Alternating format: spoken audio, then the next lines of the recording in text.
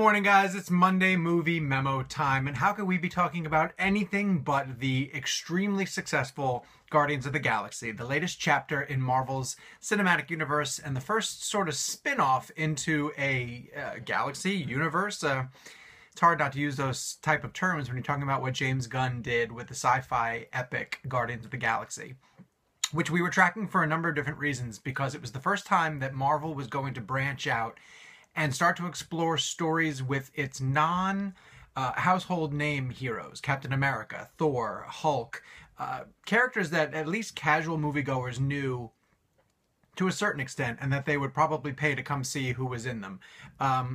Without a major star, Chris Pratt is on the rise, Zoe Saldana, obviously, but, you know, talking raccoons and a tree hero and very unusual characters. This was a real test of the Marvel brand, and James Gunn's sequel exceeded all expectations. I mean, even people who thought that Guardians of the Galaxy was going to be a hit probably didn't expect the movie to open to the type of numbers that it did. I know that I had it probably in the 65 to 70 million range, and I thought I was being generous. I really thought that the unusual nature of Guardians was going to not scare off people, but it wouldn't be like a need to see opening weekend type movie for casual fans. And I actually thought, and I got a lot of responses from parents who were asking a lot of questions about Guardians. I wasn't quite sure if the nature of the storytelling was going to be conducive to parents bringing their kids, but it turns out that a lot of families probably went to go check out this Marvel movie because of the Marvel brand and because of the success of the way that Marvel has marketed this particular franchise. And it's such a success that Marvel and James Gunn have already revealed that Guardians of the Galaxy Part 2 is coming to theaters July 2017. The sequel is underway. This is what Marvel tends to do. They roll out popular characters, they develop sequels. Thor 2 and 3 on the way, Captain America the Winter Soldier, and a third Cap coming, and of course Joss Whedon's Avengers Part 2. So we know that Guardians of the Galaxy Part 2 is coming, and we'll be tracking the progress of that picture over the next couple of months and I guess years. Since 2014, we have at least 3 more years to go. But in his thank you letter to fans, James Gunn did point out at the very end of it that he spent the weekend not popping champagne corks and celebrating the success of the first Guardians, but he actually put a lot of work into the sequel. He's already started to map out what he wants to do in Guardians of the Galaxy 2, and I want to help him. We all want to help him because we want a successful movie. There are 3 things that I really want James Gunn to focus on for Guardians 2. And he can, you know, take my advice or he can crumple up and throw it in the trash can. But I want to put this out there. And I think that, you know, you guys can take these suggestions and run with them also too. And maybe weigh in the comment section below about what you think you'd like to see Gunn do in Guardians of the Galaxy 2. Now, sequels always bigger, you know, right? Like, we've laid the groundwork.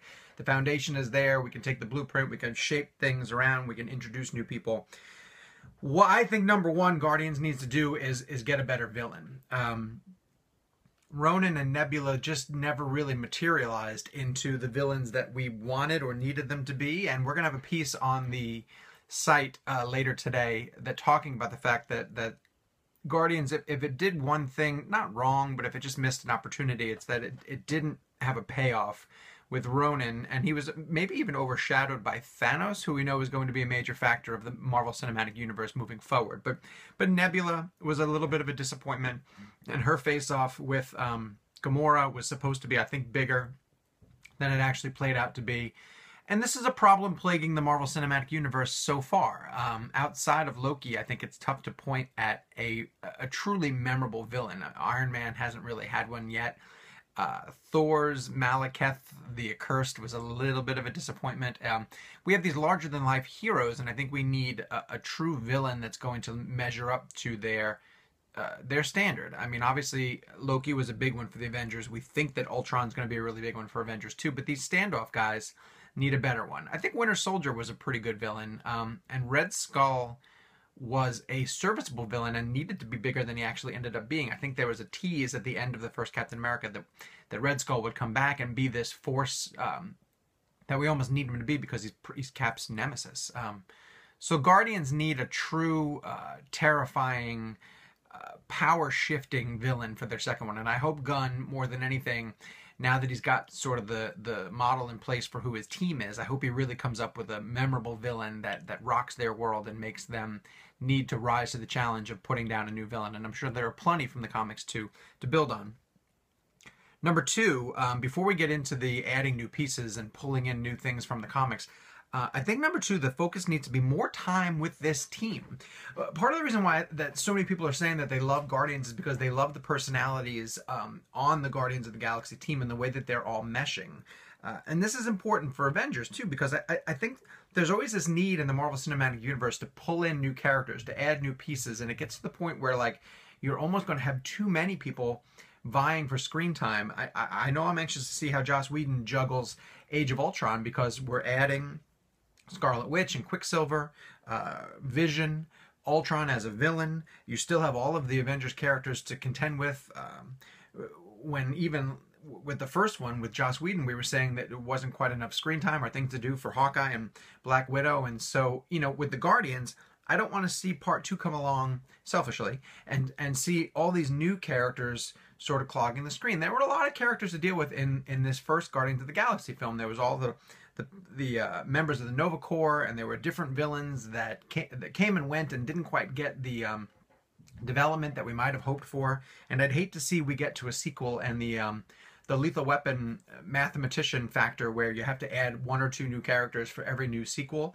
I want to see more time with these guys. I want to see Star-Lord taking over the leadership position of this particular team and developing their personalities and building on their chemistry. And so I hope that Gunn, for at least one more movie, gets a chance to just play with the pieces that he's created and to use their strengths and weaknesses, again, against a better villain, and just give them their own adventure, give them another adventure, because I want more time with these guys, and I don't want to have to, you know, see how they play with others and learn the functions of different people, because that could disrupt the wonderful chemistry that they have going on screen in this first one.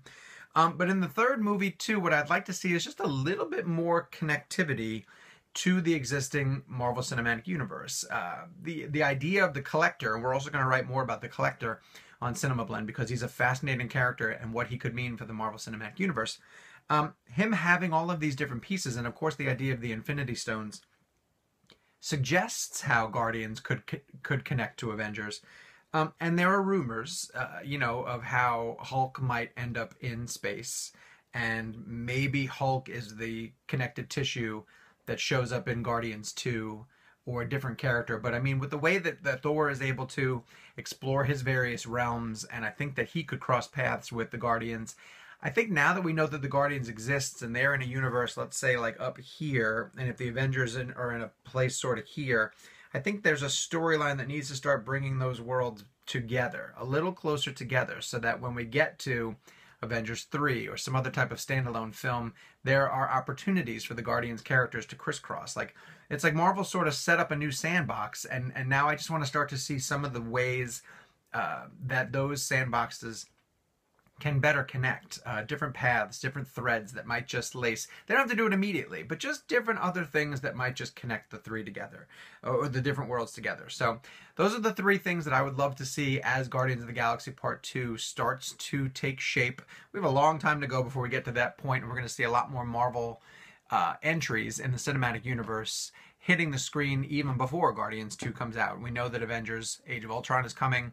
We know that Captain America Part 3, which is untitled, is coming. And we've got a few more unknown Marvel films that are going to, of course, shape the landscape and define what happens in Guardians 2. But tell me what you want to see in Guardians of the Galaxy Part 2 now that we know that it's coming. Tell me what you loved about the first one, and what do you hope that James Gunn pays more attention to as he works on his sequel. Thanks so much for continuing to read all of our ongoing coverage on Cinema Blend, and thank you, as always, for tuning into the Monday Movie Memo.